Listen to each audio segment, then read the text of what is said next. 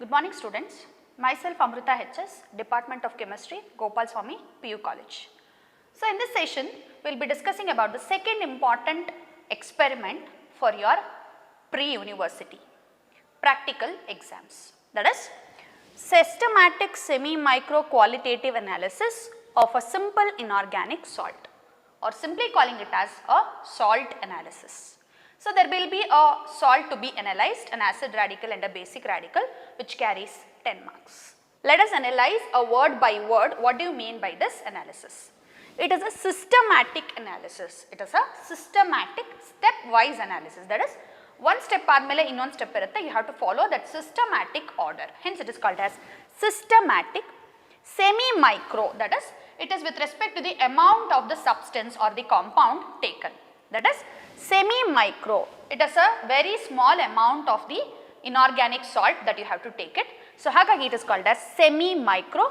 This word will be applying for your amount of the compound or amount of the salt that has to be taken. Qualitative analysis.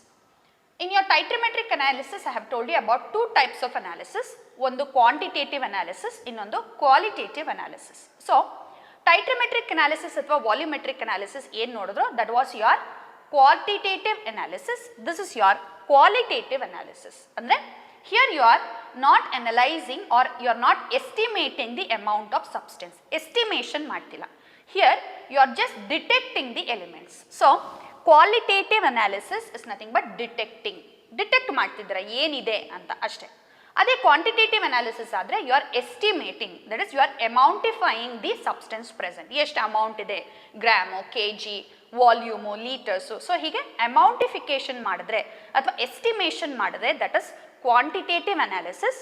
One of such analysis ನೀವು ನೋಡಿದ್ದೀರಾ previous ಸೆಷನ್ಸಲ್ಲಿ, that's your volumetric analysis. ಇದು qualitative analysis, that is nothing but it is just the detection of the elements of a simple inorganic salt. Simple andre this salt that we have taken, that is we are analyzing, is very simple. Simple means it has one acid radical and one basic radical. That is, it's a combination of an acid radical and a basic radical. Adikke adana simple inorganic salt anta kariti. Now let us see what are the steps involved to analyze this salt. Before going to the steps, let us see what do you mean by a salt and what do you mean by an acid radical and a basic radical. So, whenever you have a neutralization reaction, that is, what do you mean by a neutralization reaction? An acid and a base. So, an acid reacts with a base, give rise to, you all know it is salt and water. This is your neutralization reaction. A salt is always a combination of a cation followed by an anion. Say for example, if I take an example for neutralization reaction, a very common example I will be taking, that is HCl plus NaOH. So, this is an acid, this is a base. This reacts to give you NaCl, the salt, plus water. This salt has a cation, that is Na plus, and it has an anion, that is Cl minus. That is, every salt is a combination of a cation and an anion. This cation, if you observe, this cation is coming from base. That is, this cation belongs to this base. Hence, the cations of the salt, any salt for that matter, the cation of the salt, since it is coming from a base, they are called as basic radical. So, what do you mean by basic radicals? These are the cations.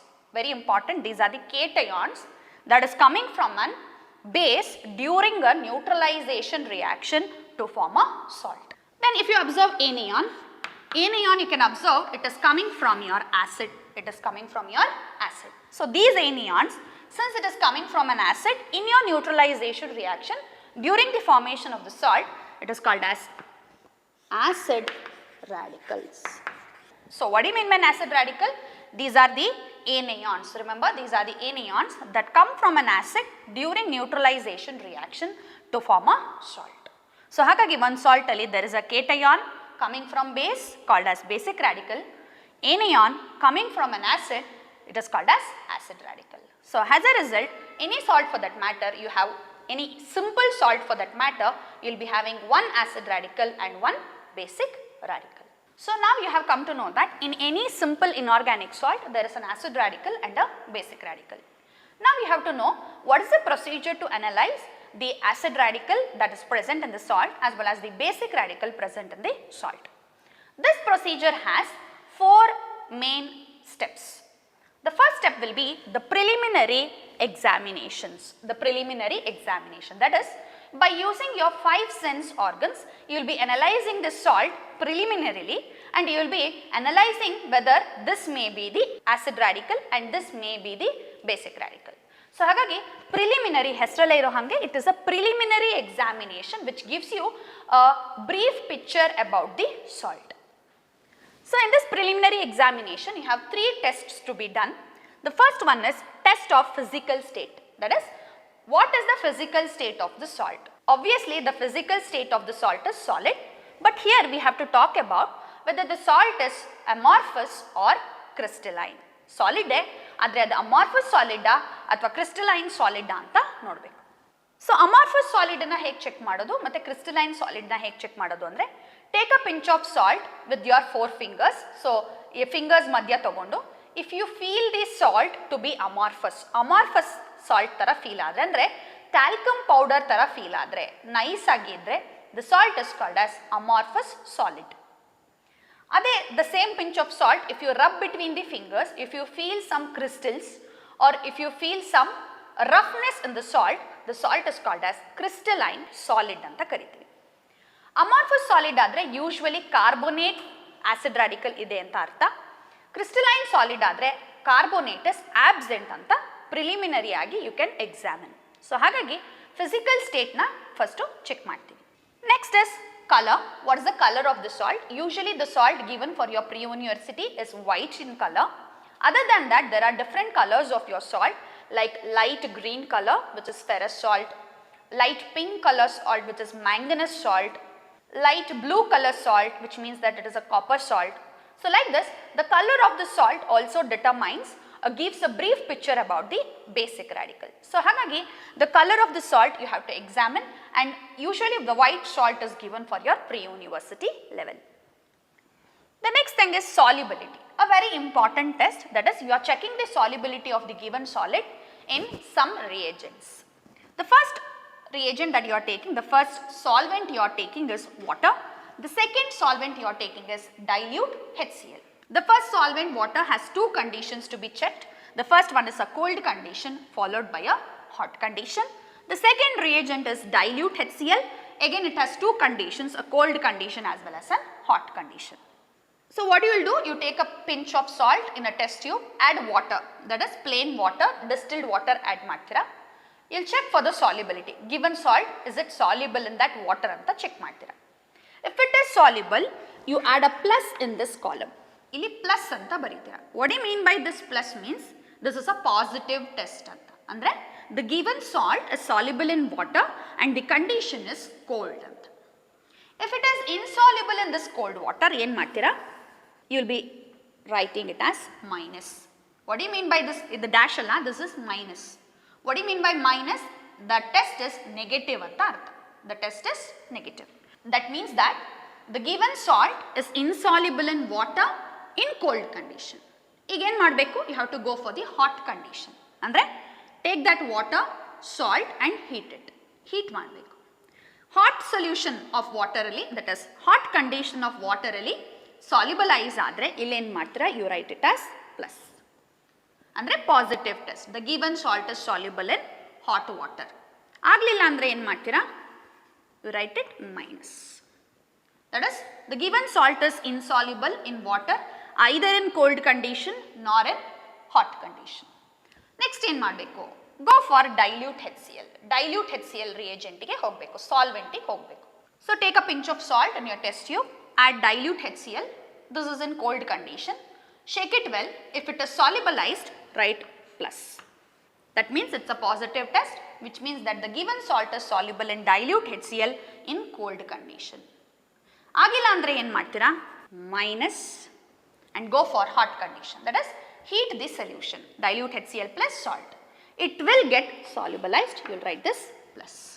While doing this solubility test, remember that whenever you get a positive test, that is ಯಾವುದಾದ್ರೂ ಒಂದು ಕಂಡೀಷನಲ್ಲಿ ಯಾವುದಾದ್ರೂ ಒಂದು ಸಾಲ್ವೆಂಟಲ್ಲಿ given salt ಸಾಲ್ಯುಬಲೈಸ್ ಆಯಿತು ಅಂದರೆ ಮುಂದಿನ ಕಂಡೀಷನ್ಸ್ಗೆ attempt ಮಾಡಬೇಕಾಗಿಲ್ಲ. That is you should not attempt the further condition. Say for example the given salt is soluble in water cold condition. I will write this plus ಅಂದರೆ it's a positive test. The given salt is soluble in water cold condition.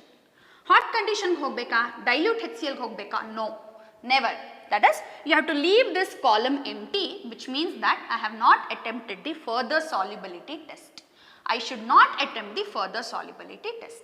ಇಲ್ಲೇ ಸಾಲ್ಯುಬಲೈಸ್ ಆಗೋಗಿರೋದ್ರಿಂದ ಈ hot condition ಅಥವಾ dilute HClಗೆ ಹೋಗೋ ಅವಶ್ಯಕತೆ ಇಲ್ಲ.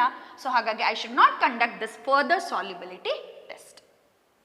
So test ಆಯಿತು, solubility test ಆಯಿತು. Will be writing an inference from this test. That is the given salt is soluble in, it is soluble in, so ಇದು ವಾಟರಲ್ಲಿ soluble ಆಗಿದೆ ಅಂದರೆ ಕೋಲ್ಡ್ ವಾಟರ್. ಇನ್ನೊಂದು ಇನ್ಫರೆನ್ಸ್ ಬರೀಬೇಕು. Hence the original solution is prepared using, ಏನಿದು original solution ಮುಂದೆ ಹೇಳ್ತೀನಿ. Hence the original solution is prepared using, obviously ಇದು ಯಾವುದು ತೊಗೊಂಡಿರ್ತೀರೋ ಅದೇ ಸಾಲ್ವೆಂಟ್ ಇಲ್ಲಿ ಬರೀಬೇಕು. So it is soluble in cold water. Original solution is also prepared using this same solvent. So this is about the first step of examination of a simple inorganic salt, that is called as your preliminary examinations, and whole this part contains 1 marks. Out of your 10 marks, it contains 1 mark. Now the second step is analysis of the acid radicals. That is, first you have to analyze the acid radicals. All the acid radicals has been grouped into 3 main groups: group 1, group 2, group 3. The grouping of this acid radicals into 3 different groups is purely based upon solubility product. You will be studying what is the solubility product in your equilibrium chapter. So based upon the solubility product, it is all the acid radicals is grouped into 3 main groups: the first group, second group and third group. So first what you will do, you will analyze the salt for first group acid radicals. So what are the acid radicals? It is carbonate, CO3 2 minus, it is carbonate, bicarbonate, HCO3 minus. So these are the 2 acid radicals present in your first group, and the reagent, group reagent is, that is in order to analyze whether these 2 are present, the group reagent is dilute HCl. That is, when you add this dilute HCl to a pinch of salt, ಒಂದು ಸ್ವಲ್ಪ salt ತಗೊಂಡು dilute HCl ಹಾಕಿದ್ರೆ brisk effervescence ಬರುತ್ತೆ. So ಆ brisk ಎಫರ್ವೆಸೆನ್ಸ್ ಬಂದರೆ first group acid radical is present ಅಂತ ಅರ್ಥ, and that is carbonate ಆಗಿರ್ಬೋದು ಅಥವಾ ಬೈಕಾರ್ಬೋನೇಟ್ ಆಗಿರ್ಬೋದು. ಸೊ ಹಾಗಾಗಿ ಫಸ್ಟ್ ಗ್ರೂಪಲ್ಲಿ ದೇರ್ ಆರ್ 2 ಆಸಿಡ್ ರಾಡಿಕಲ್ಸ್, ಒಂದು ಕಾರ್ಬೋನೇಟು ಇನ್ನೊಂದು bicarbonate, and the reagent is dilute HCl. So when you add this reagent to your salt, if you observe some reactions, it means that first group acid radical is present.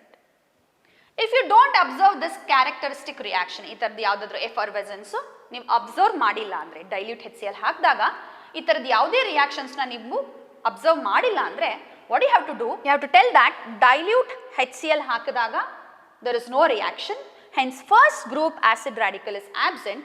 So absent ಆಗಿರೋದ್ರಿಂದ you have to go for further group, that is your second group. So second ಗ್ರೂಪ್ಗೆ ಹೋಗಬೇಕು, ಯಾಕಂದರೆ first ಗ್ರೂಪಲ್ಲಿ ಯಾವುದೇ acid radical ಇಲ್ಲ. ಹೇಗೆ ಗೊತ್ತಾಯಿತು? There is no reaction. Second ಗ್ರೂಪಲ್ಲಿ ಯಾವ್ಯಾವ ರಾಡಿಕಲ್ ಇದೆ ಅಂತ ನೋಡಿದ್ರೆ, chloride, bromide, nitrate, Cl minus, Br minus, NO3 minus, ಈ 3 ರಾಡಿಕಲ್ಸ್ ಇದೆ. ಈ ಗ್ರೂಪಿನ reagent it is your concentrated sulphuric acid. ಅಂದರೆ ನಿಮ್ಮ ಸಾಲ್ಟ್ಗೆ, if you take a salt and add this concentrated sulphuric acid, if you observe any characteristic reaction, then second group acid radical is present. They may be chloride, bromide or nitrate. ಇದು 3 ಆಗಿರಬಹುದು. Concentrated sulphuric acid ಹಾಕಿದಾಗ ಏನೋ reaction ಆಗಲಿಲ್ಲ ಅಂತ ಅಂದ್ಕೊಂಡ್ರೆ, that is there is no reaction ಅಂದರೆ second group acid radical is absent. ಏನು ಮಾಡಬೇಕು? You have to move on to your third group acid radicals. Third group acid radicals ಯಾವುದು ಅಂದರೆ SO4 2 minus sulfate, PO4 3 minus phosphate.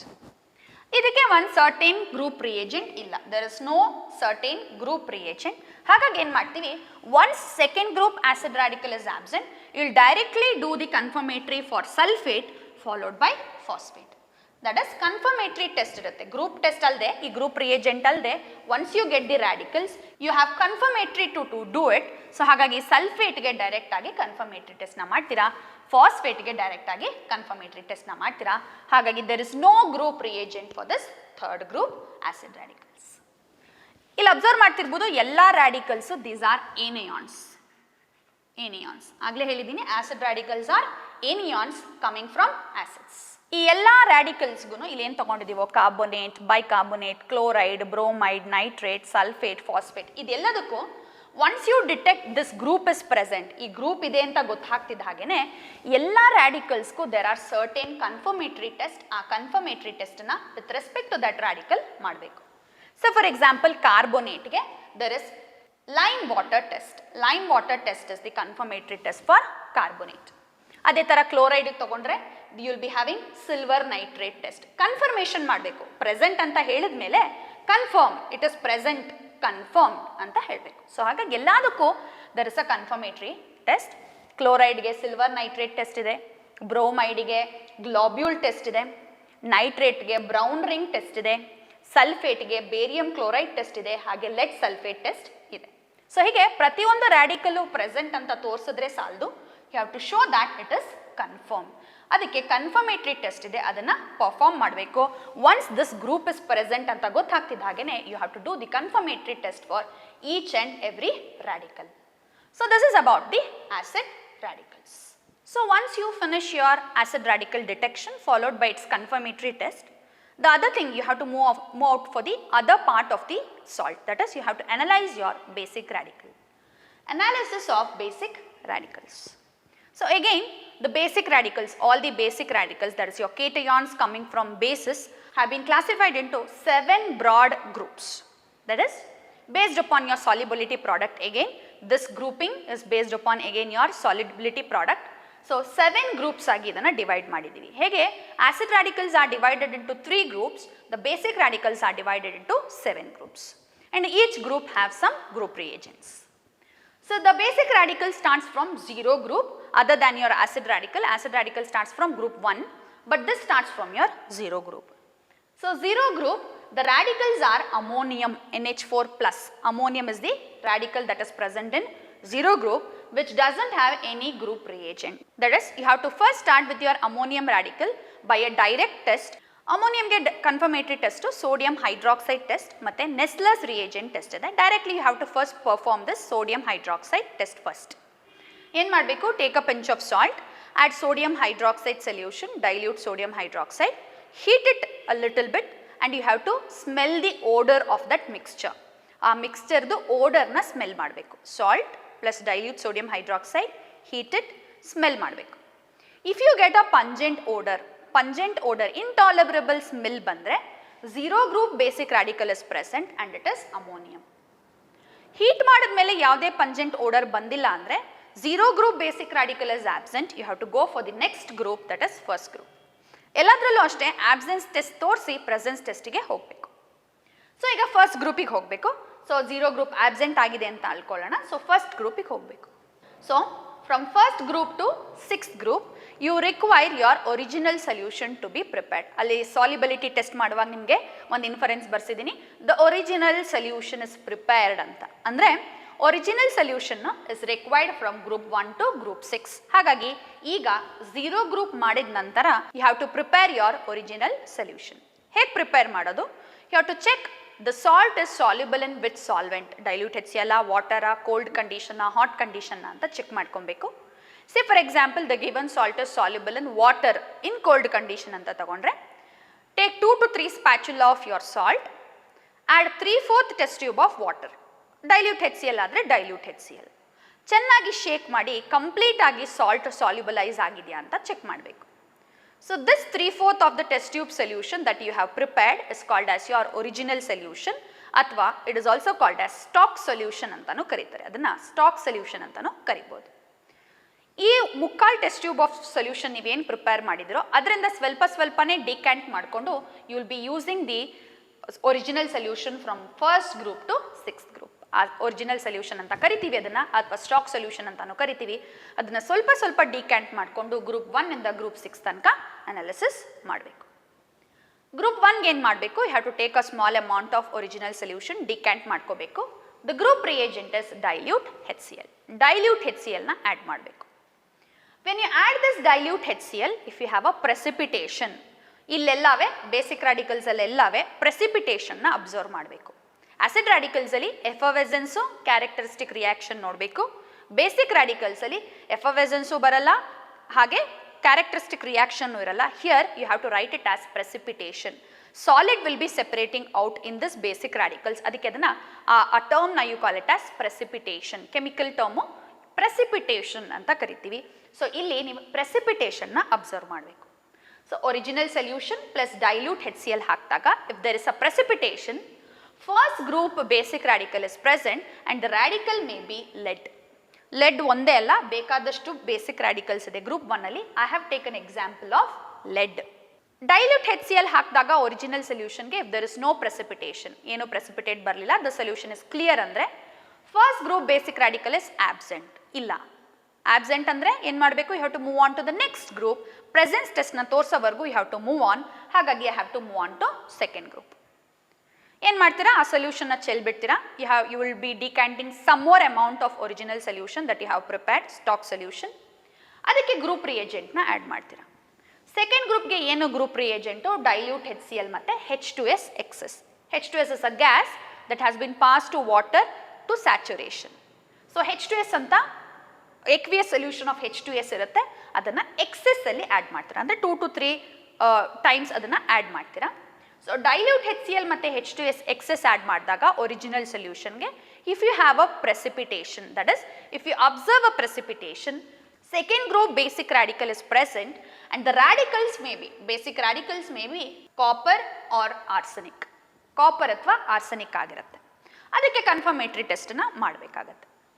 Precipitation ಬರಲಿಲ್ಲ second ಗ್ರೂಪಲ್ಲಿ ಅಂದರೆ ಏನು ಮಾಡಬೇಕು, you have to go for third group. Presence ಟೆಸ್ಟಿಗೆ ಹೋಗಬೇಕು.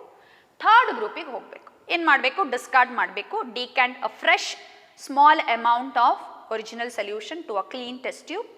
Add its group reagent. ಏನು ಥರ್ಡ್ ಗ್ರೂಪ್ಗೆ ಗ್ರೂಪ್ ರಿಯೇಜೆಂಟ್ ಏನು, ammonium chloride, ammonium hydroxide excess. Remember ammonium chloride is a solid, ಬ್ರ್ಯಾಕೆಟಲ್ಲಿ ಸಾಲಿಡ್ ಅಂತ ಬರೆದಿದ್ದೀನಿ. ಹಾಗಾಗಿ 1 ಸ್ಪ್ಯಾಚುಲಾ ಆಫ್ ಅಮೋನಿಯಂ ಕ್ಲೋರೈಡ್ನ ಹಾಕ್ಕೊಂಡು ಒರಿಜಿನಲ್ ಸೊಲ್ಯೂಷನ್ಗೆ ಫಸ್ಟ್ ಅದನ್ನು ಸಾಲ್ಯುಬಲೈಸ್ ಮಾಡಬೇಕು. ಈ ಸಾಲಿಡ್ ಏನಿದೆಯೋ ಅದು ಕಂಪ್ಲೀಟಾಗಿ ಫಸ್ಟು ಸಾಲ್ಯುಬಲೈಸ್ ಆಗಬೇಕು. ಆಮೇಲೆ ಅದಕ್ಕೆ ಅಮೋನಿಯಂ ಹೈಡ್ರಾಕ್ಸೈಡ್ ಎಕ್ಸೆಸ್ ಆ್ಯಡ್ ಮಾಡಿದಾಗ ಪ್ರೆಸಿಪಿಟೇಟ್ ಬಂದರೆ, if you get a precipitate, third group basic radical is present and the radical may be iron or aluminium. Iron ಅಥವಾ aluminium ಆಗಿರುತ್ತೆ. Based upon that you will be confirming whether it is iron or aluminium. Aluminium iron ಅಂತ confirmatory test ಮಾಡ್ತೀರಾ. When you add these group reagents, if there is no precipitation, precipitate ಬರಲಿಲ್ಲ ಇಲ್ಲುವೆ, ಏನು ಮಾಡ್ತೀರಾ, move on to fourth group. Fourth ಗ್ರೂಪ್ಗೆ ಹೋಗ್ತೀರಾ. Fourth ಗ್ರೂಪ್ಗೆ ಏನು ಮಾಡಬೇಕು, discard that solution, take a fresh stock solution, small amount, add fourth group reagents. What are the fourth group reagents? Ammonium chloride solid ಮತ್ತೆ ಒಂದು ಸ್ಪ್ಯಾಚುಲಾ ಹಾಕೊಳ್ತೀರಾ, ಚೆನ್ನಾಗಿ solubilise ಮಾಡ್ತೀರಾ. Then add ammonium hydroxide, H2S excess add ಮಾಡ್ತೀರಾ. ಇಲ್ಲೂ ಅಷ್ಟೇ, precipitate ಬಂದರೆ fourth group basic radical is present, ಬರಲಿಲ್ಲ ಅಂದರೆ fourth group basic radical is absent. Precipitate ಬಂದರೆ the radicals may be zinc. Precipitate ಬರಲಿಲ್ಲ ಅಂದರೆ you have to move on to next group, fifth group. Fifth group basic radical ಏನು ಮಾಡಬೇಕು, you have to pour out this solution, take a fresh stock solution, fresh ಆಗಿ ತಗೋಬೇಕು. Add fifth group reagents. ಏನದು fifth group reagents, ammonium chloride, ammonium hydroxide, ammonium carbonate. ಇಲ್ಲೂ ammonium chloride solid, so ಹಾಗಾಗಿ ಒಂದು spatula ಹಾಕಿ ಚೆನ್ನಾಗಿ solubilise ಮಾಡಿ ಆಮೇಲೆ ammonium hydroxide, ammonium carbonate add ಮಾಡಬೇಕು. ಈ ಗ್ರೂಪ್ ರಿಯೇಜೆಂಟ್ಸ್ ಹಾಕಿದಾಗ ನಮ್ಮ ಒರಿಜಿನಲ್ ಸೊಲ್ಯೂಷನಲ್ಲಿ if there is a precipitation, fifth group basic radical is present and the radicals are barium, strontium, calcium. ಇವು 3 ರಾಡಿಕಲ್ಸ್ ಇರುತ್ತೆ. ಪ್ರೆಸಿಪಿಟೇಷನ್ ಬರಲಿಲ್ಲ ಅಂದರೆ if you don't get a precipitate, you have to move on to sixth group. Sixth ಗ್ರೂಪಲ್ಲಿ ಇರೋದು ಒಂದೇ ಒಂದು basic ರಾಡಿಕಲ್ಲು, magnesium. ನಿಮಗಿರೋದು ಒಂದೇ ಒಂದು magnesium and it doesn't have any group reagent. ಹಾಗಿದ್ರೆ ಹೇಗೆ ಮಾಡಬೇಕು, ಫಿಫ್ತ್ ಗ್ರೂಪ್ ತನಕ ಆಬ್ಸೆಂಟ್ ಅಂತ ಗೊತ್ತಾದಮೇಲೆ ಉಳ್ಕೊಂಡಿರೋದು ಬಂದೇ ಮೆಗ್ನೀಷಿಯಮು. ಹಾಗಾಗಿ you have to do directly a confirmatory test for magnesium. ಮೆಗ್ನೀಷಿಯಂಗೆ ಡೈರೆಕ್ಟಾಗಿ you have to do the confirmatory test. ಇಲ್ಲೂ ಅಷ್ಟೇ ಈ ಇಷ್ಟೂ ಗ್ರೂಪ್ಸಲ್ಲಿ ಎಲ್ಲೇ ಪಾಸಿಟಿವ್ ಟೆಸ್ಟ್ ಬಂದ್ರೂ you have to stop it and you have to confirm the radical. Negative ಬಂದರೆ ಮಾತ್ರ you have to move on to the next group. Say for example third ಗ್ರೂಪಲ್ಲಿ ಮಾಡುವಾಗ ನಿಮಗೆ ಇಲ್ಲಿ ಜಿಲಾಟಿನಸ್ ವೈಟ್ ಪ್ರೆಸಿಪಿಟೇಟ್ ಬಂದಿದೆ ಅಂತ ಇಟ್ಕೊಳ್ಳೋಣ. ಥರ್ಡ್ ಗ್ರೂಪಿಗೆ ಮಾಡ್ತಿದ್ದೀರಾ, you have taken original solution, added ammonium chloride solid, ಚೆನ್ನಾಗಿ ಸಾಲ್ಯುಬಲೈಸ್ ಮಾಡಿದ್ದೀರಾ, ಅಮೋನಿಯಂ ಹೈಡ್ರಾಕ್ಸೈಡ್ ಹಾಕಿದ್ದೀರಾ, you have got a precipitate. So precipitate ಬಂದಿದೆ, you are confirming whether iron ಅಥವಾ ಅಲ್ಯೂಮಿನಿಯಂ. ಫೋರ್ತ್ ಗ್ರೂಪ್ಗೆ ಹೋಗಬೇಕಾ?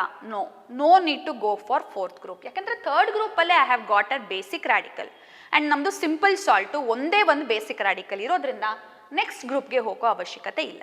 The same thing for fourth group. Fourth ಗ್ರೂಪಲ್ಲಿ ಬಂದರೆ don't go for fifth group. Fifth ಗ್ರೂಪಲ್ಲಿ ಬಂದರೆ don't go for six group. So ಹಾಗೆ ಎಲ್ಲಿ ಪಾಸಿಟಿವ್ ಟೆಸ್ಟ್ ಬರುತ್ತೋ, ಎಲ್ಲಿ ಪ್ರೆಸಿಪಿಟೇಟ್ ಬರುತ್ತೋ ಅಲ್ಲಿ ಕನ್ಫರ್ಮೇಟ್ರಿ ಮಾಡಬೇಕೆ ಹೊರತು you need not go for the next groups. So third ಗ್ರೂಪಲ್ಲಿ ಬಂದರೆ ಅಲ್ಲೇ stop, you do the confirmatory for iron and aluminium. ಫೋರ್ತ್ಗೆ ಬಂದರೆ ಅಲ್ಲೇ stop, no need to go for fifth group, do the confirmatory for zinc and manganese.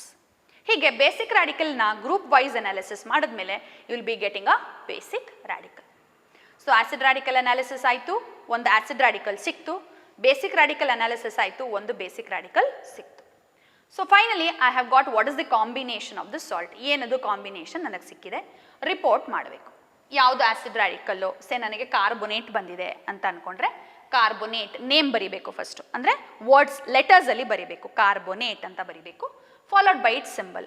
Remember ಇಲ್ಲೆಲ್ಲ ಕಡೆನೂ symbols very important, symbol ತುಂಬ important. So acid radical name ಬರೀತೀರಾ carbonate, followed by symbol CO3 2- ಅಂತ ಬರೀತೀರಾ.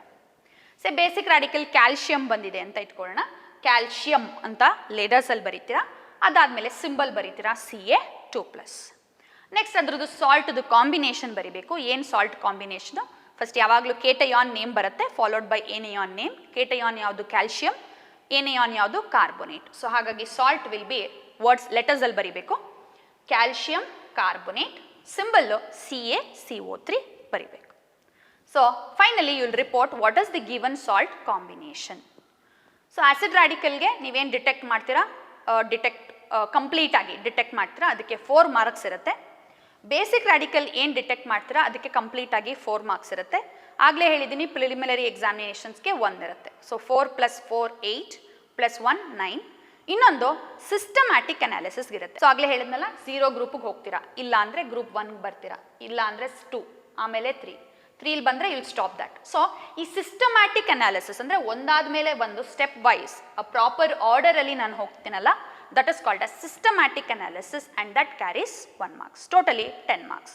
Preliminary examination 1 mark, acid radical detection and confirmation 4 marks, basic radical detection and confirmation and whole experimentally step wise ನೀವು analysis ಮಾಡಿದ್ದೀರಾ, systematic analysis ಮಾಡಿದ್ದೀರಾ ಅಂದರೆ 1 mark will be available. Totally this experiment will be carrying your 10 marks of your practical exams.